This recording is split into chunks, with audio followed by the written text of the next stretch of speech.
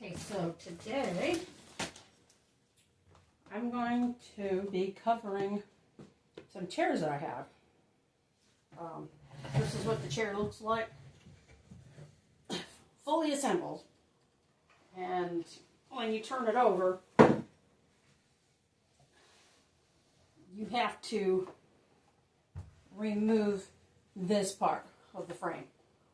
So you take all these screws out, or you can just unscrew the bottom part, which I didn't realize. I took the whole thing apart, but what holds this base in is just 4 screws in the very top of each corner. So it was a learning experience how to disassemble the whole chair, and then I'll get to reassemble it. So anyway, took all the screws out to get this part. Now, taking this part out was actually the best idea because I need to use this as a pattern for marking the bottom of the cushion to make sure it lines back up when I go to put it back together. So when I took it apart, had all the screws out, and this is how it was on there. Here's the screws that I took out to actually get this disassembled from the seat. That's the only thing holding it, is these 4 screws. Now when you take this off, because they put that black thin fabric stuff underneath, you can't see the holes where the screws go back in here. Unless it literally rips the hole through. But this one, it didn't rip any holes in. And I need to know how to line this back up after I've covered it, so that when I put the screws in, they'll actually go in those holes below. So what I did, and you can use a white wax pencil or whatever, and I took a piece of white chalk, because I do drawing and things like that, so I used my white chalk, and I just traced that whole inside part, so that when I go to put this back on it, after I put the fabric on there, it will actually find the hole that it needs to go into. So if you, and you know, nobody sees the bottom of this anyway, so making that little chalk drawing around there, that's my guideline. So then I can take this off. And I'm left with this. And you want to be able to figure out how much to fold over. You're basically going to make this same shape, but you're going to do a little bit different things with the corners to be able to not have such thick fabric underneath it. Because this wooden frame is actually going to keep it tight and taut, but you are going to do a little bit of stapling work. I didn't bring my compressor in here to do the staples. I'm going to use a hand stapler, which says T25 staples in it. They have a little rounded top, and then I'm just going to take this little hammer here and smack the top of those staples so they lay flat, because they have a little arch in them. So you want to put your cushion with the bottom facing up, and then draw around it 3 inches. It tends to be is 3 inches because of how thick this particular one is. So it came out to be 3 inches. So you'll see I did the second one I have it sketched out with a marker on the wrong side. You're not going to see that anyway. If you're using a fabric that's going to fray, this doesn't fray. This is basically it's a woven, glued kind of material. Has this little texture to it. It's not going to fray, so I'm not going to worry about serging it. You can serge the edge of the fabric that you're using to cover your cushion. Don't need to if it doesn't fray. So that saves me a step. I don't have to actually serge this. But when you do your marking of your fabric for your pattern, the front of the seat, in this case, has a pointy front. It has 2 points. The back part is more rounded off. As you can see, this is rounded off. These come to a point. And you see the shape. It's rounded in the back, pointed in the front. So once you lay that down, and what I did too was for the front edge, I lined it up with the selvage, which is the finished edge of the fabric. And that's how I could tell about how much I needed.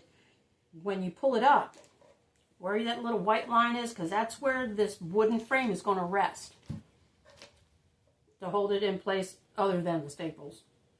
And that told me I needed about 2.5 inches folded up. And I did that all the way around. I traced around 2.5 to 3 inches all the way around. All the way around. Now the rounded edges in the back, because of where the holes are, what I did was I put a slit, because I know it's not going to fray, diagonally down in each corner of the back, and you'll see why. So what you want to do is pull this up, and I'm going to pull the back up, make sure I've got it right. I want it good and snug. And I'm going to staple basically where that white line is. So we'll do the first ones in the front. Now if I had my compressor, I would do it using that. So there's the first one. I'm going to tap that bad boy in. Get it good and flat. You want to go to the opposite end, do the same thing.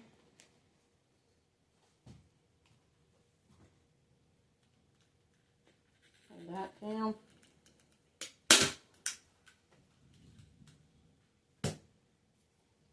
Tap that one in.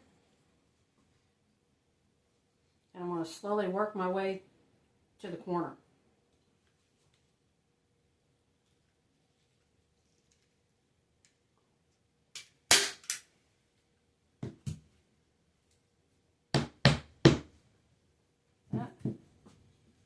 Go to this corner. That hole is there. I can feel it because I can feel the raised wood underneath. So I'm going to go right behind that is where I'm going to put this next one. Yeah. Hold tight.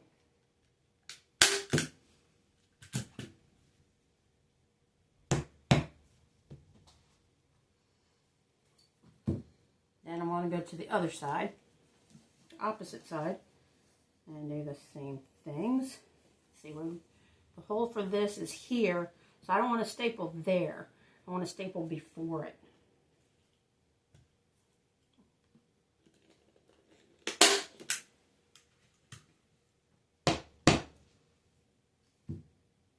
And then on the other side, pull it. And my hole for this one is there, so I'm good on this side.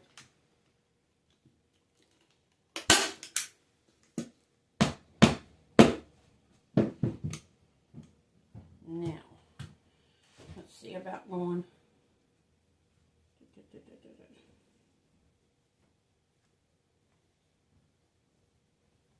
Pull that up.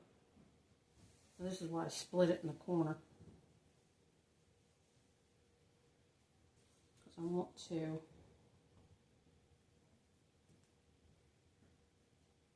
kind of lap it over. I don't like how that looks, so let's do this way. It's almost like a little gather. There we go.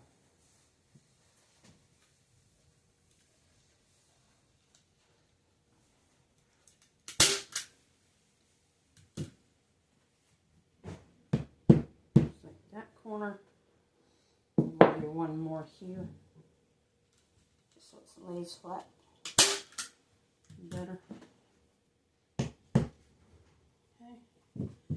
I'll do the opposite corner over here, and the hole for my thing is there. So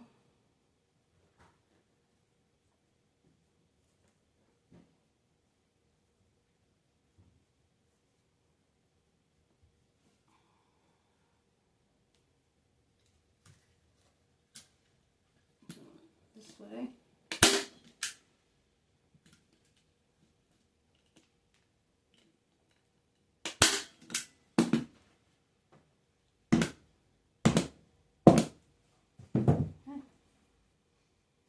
I'm going to come down this one side.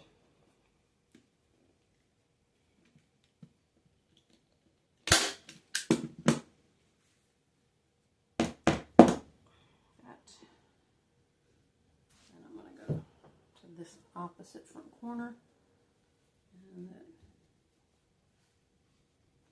forget where my, there it is. It's right there. I'm feeling for where the actual drilled hole is.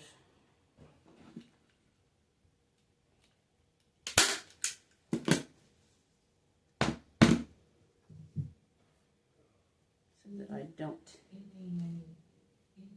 catch it. That like that. And that drill hole is, so I want the fabric to actually be able to go through there.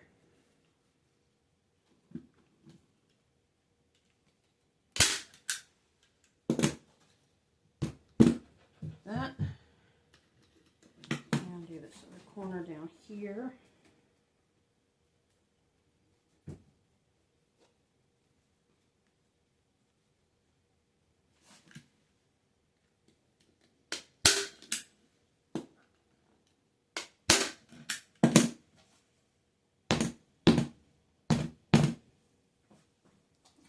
Sides.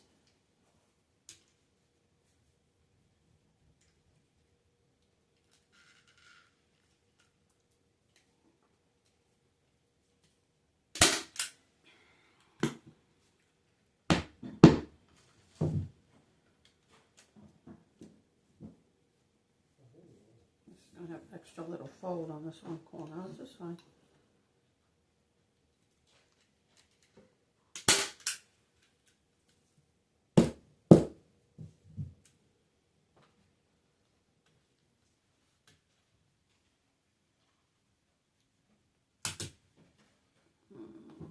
To go over that way.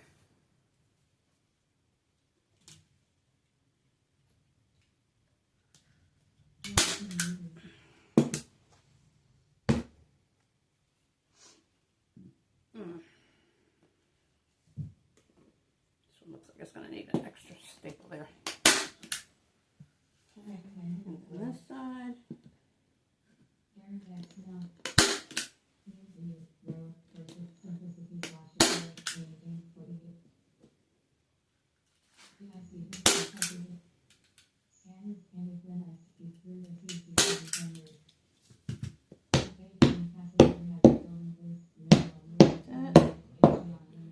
Hammer those bad boys in. Okay. Now, put this back on top.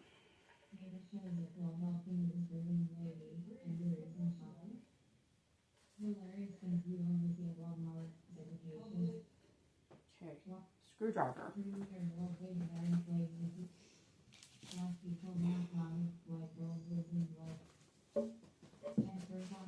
And this was right real. Make sure that I've got a line in there.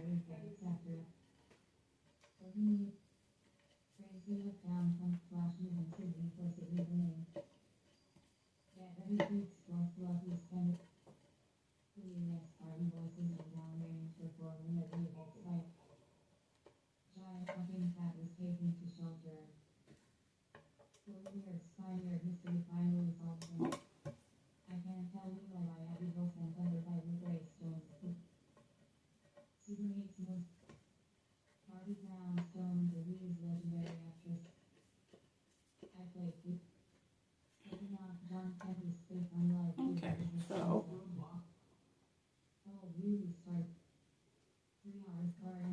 I can find the first hole. it's going to be a whole lot easier. Okay, where's my hole at? There it is.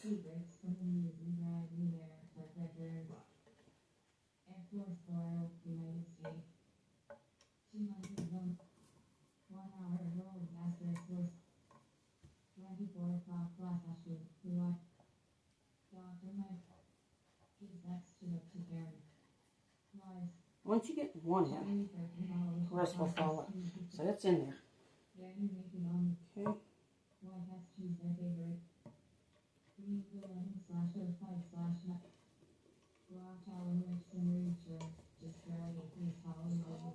Yeah.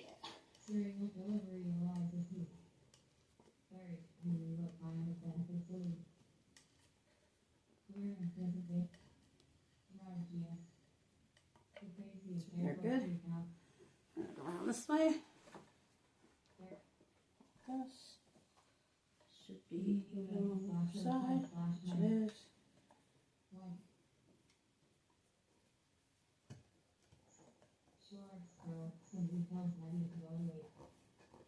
This tightens it up.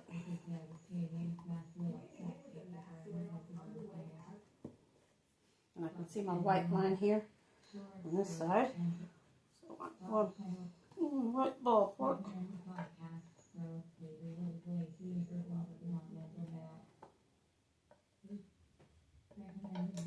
This one.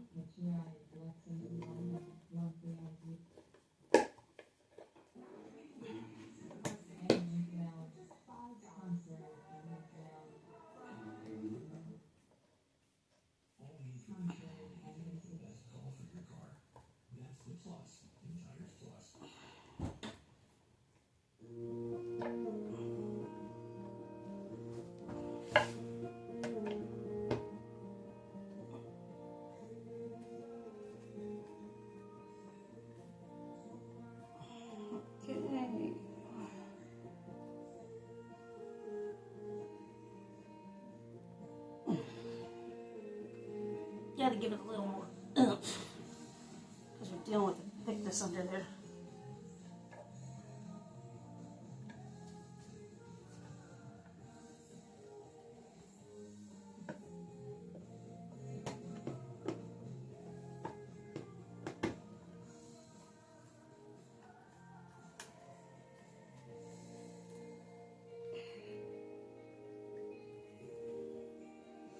It has to get through that fabric.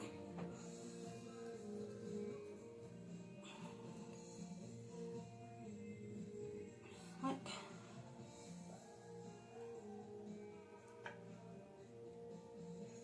Alright, something's in my way.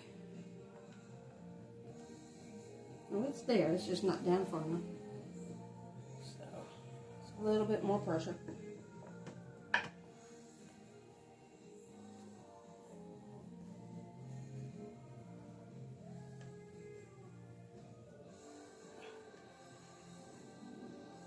Now I could, you know, when you place the fabric on there, put a little mark where the hole's at and line it up that way.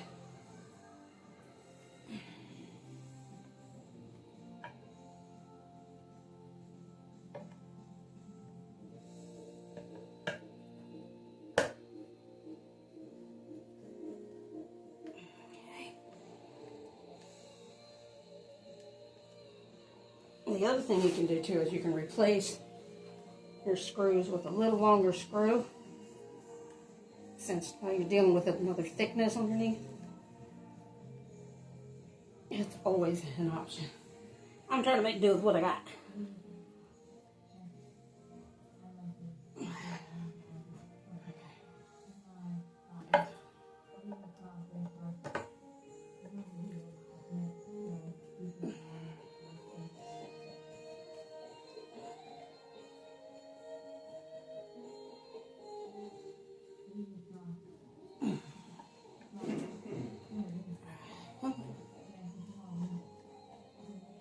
Yeah, powder drill would be great right about now. But I don't have one of those, so I'm doing it old school. Okay. Alright.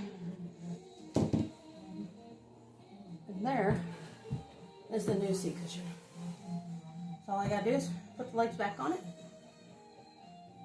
Which is, let's see, we'll put the back on. If we put the back on first, to hang off the back here. Let's see. front, these are back. And this is those 3 there. Okay. So here's the back piece. Now these were attached with a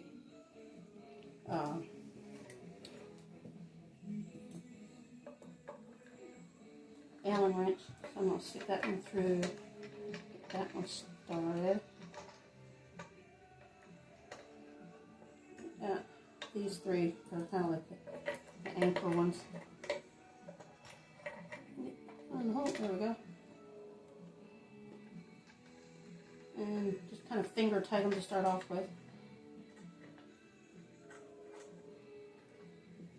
Do that with this one. Oh, keep in there. Okay, move it back just a little bit. There we go.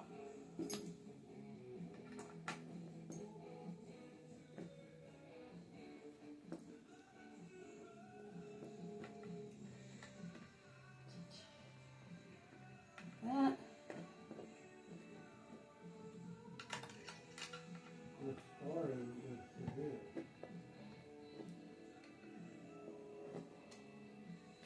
And this one there.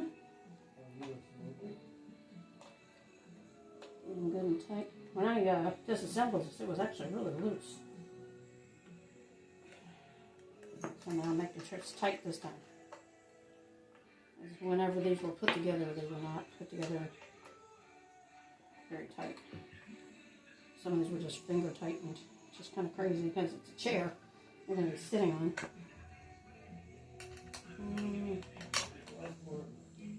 Use a little Allen wrench here.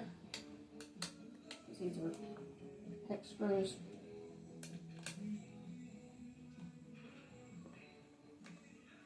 Get them good and snug. Because once you get this back one in, it's all gravy from there.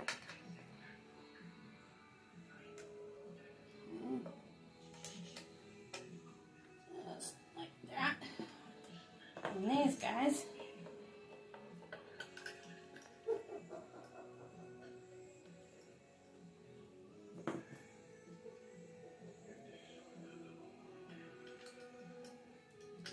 And into the legs. And this into the backs, back of the legs.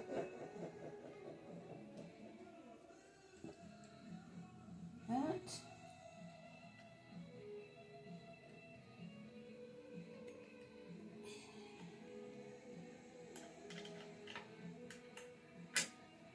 And granted, yes, the edge of it would look better with being serged, but you don't see that part.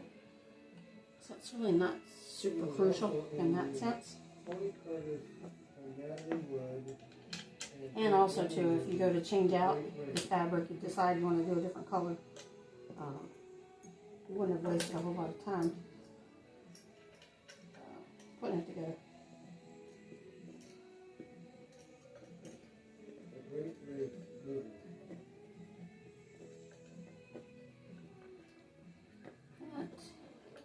Now when I put my screws down on the table, I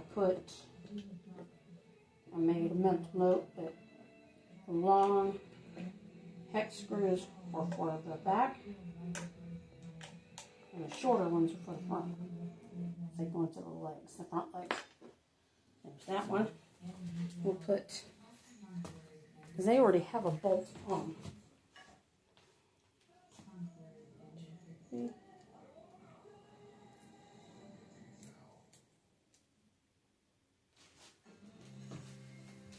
Now you can use pliers to put these front legs on, or you can use this. So these front ones go in like that. And you got 2 washers. You have a big washer and a lock washer. So the big washer goes on first, and then the lock washer. Some of these were kind of loose when I took it apart also. And then your nut.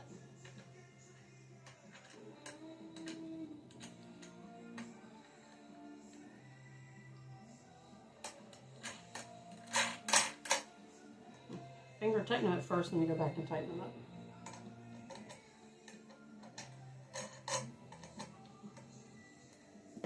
So I just take this. Oh, I got it at the right size.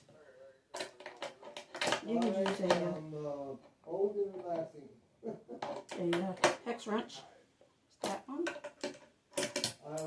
What time do I said I'd be by at 6. And just tighten them up. Okay, 6 o'clock it is, correct? Just like that. You did, sir. Okay. Do the other front leg since they're easier.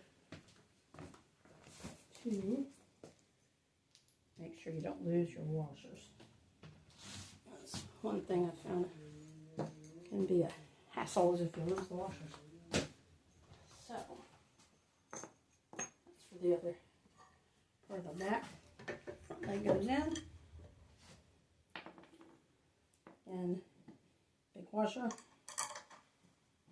lock washer, big washer, and lock washer, and then a nut.